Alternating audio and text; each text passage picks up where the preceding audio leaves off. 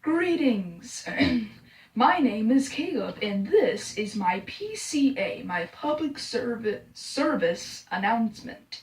And in this public service announcement, this is going to be a video about how to exercise safely and to take precautions when exercising in extreme weather. So it showed how you're able to share your announcement, like various choices like a video, picture collage, slideshow, and etc.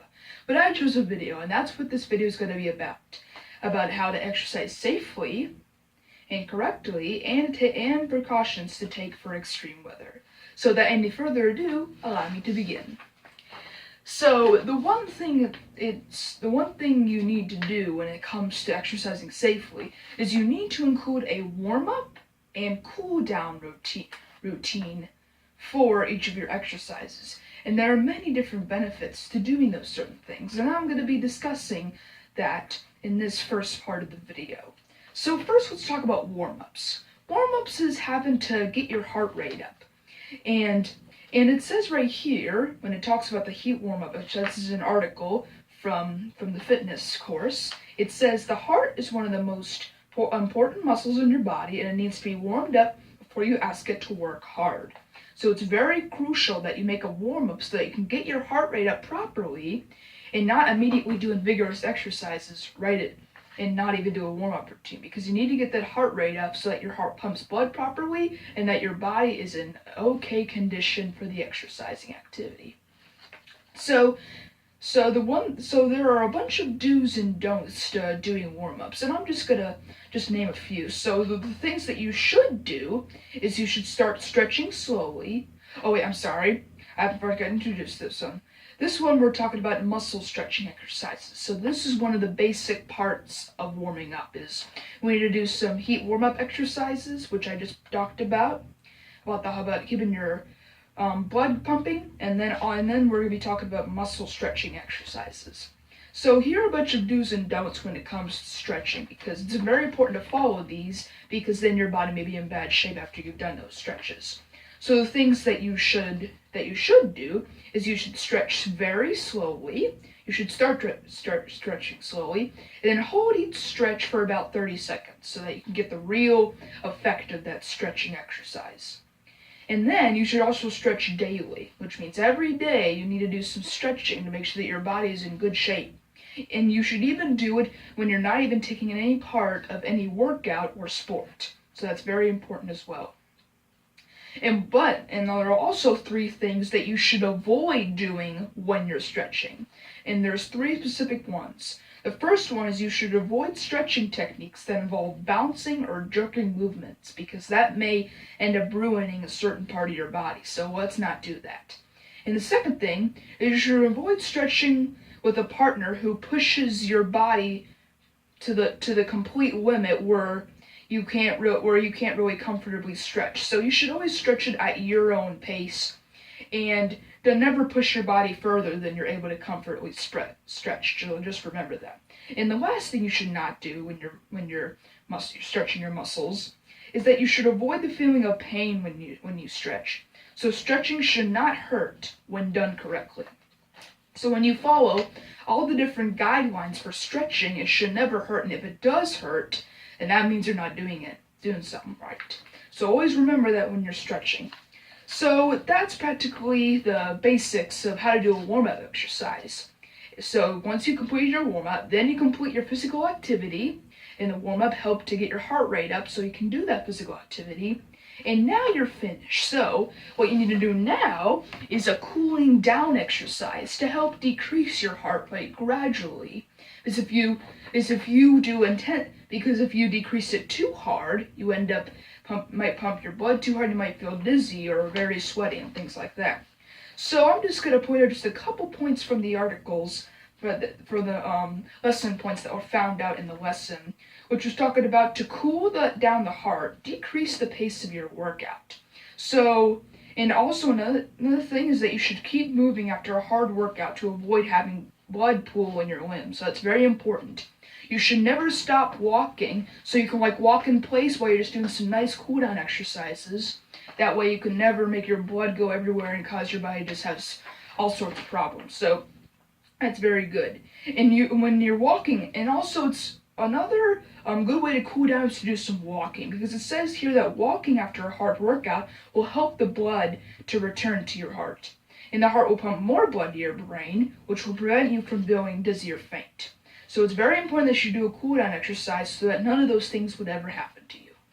So we've talked about the different kinds of safety exercises, which is having a warm-up and cool-down activities before and after your actual fitness activity.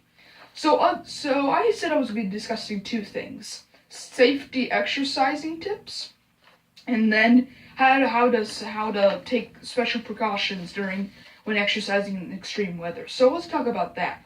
So there are three basic components of precautions to extreme weather, because there's three maybe different kinds of extreme weather. There's very hot weather, there's very cold weather, and there's threatening weather, which is like stormy weather. So let's first briefly talk about hot weather. So it says here in the lesson that exercising in the heat can cause dangerous heat illnesses. So to avoid those heat illnesses, you will need to exercise at low intensity, because that way you won't be getting any problems with your body, because it's going to be very hot out there. And there's also a bunch of points that it brings out, so I'm just going to name most of the important ones.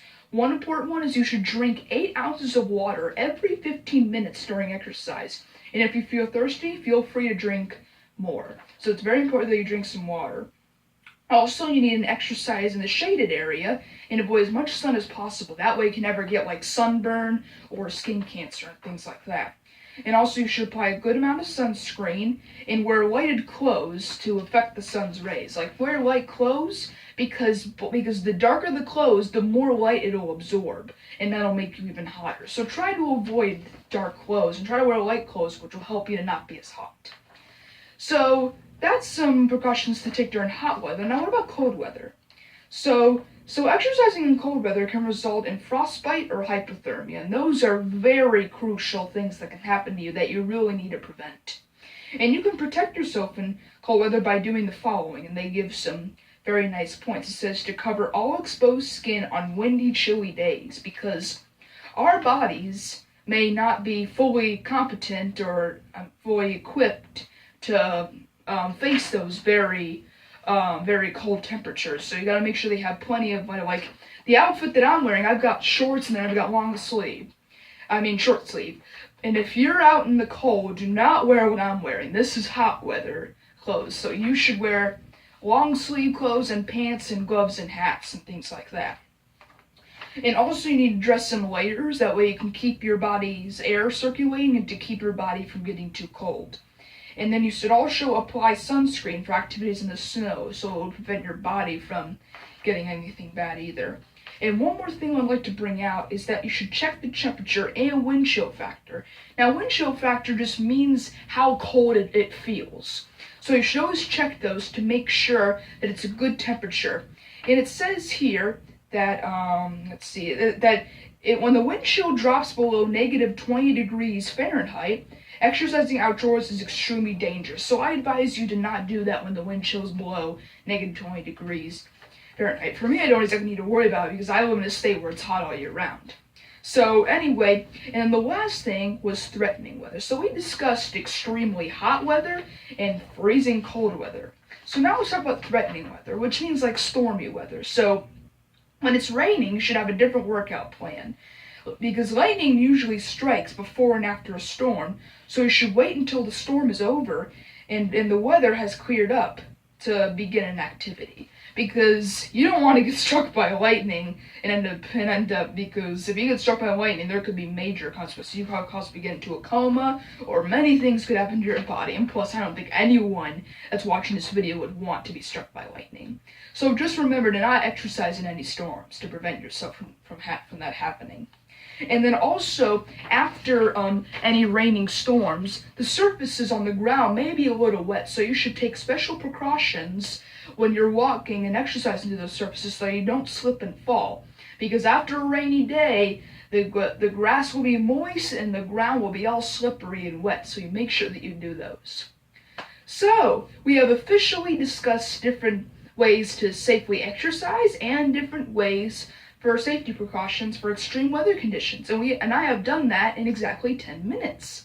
So I hope you guys enjoyed my PSA, which is my public service announcement. I hope you guys have a fantastic day. And remember to exercise properly and to avoid exercising in extreme weather conditions. So, see you later.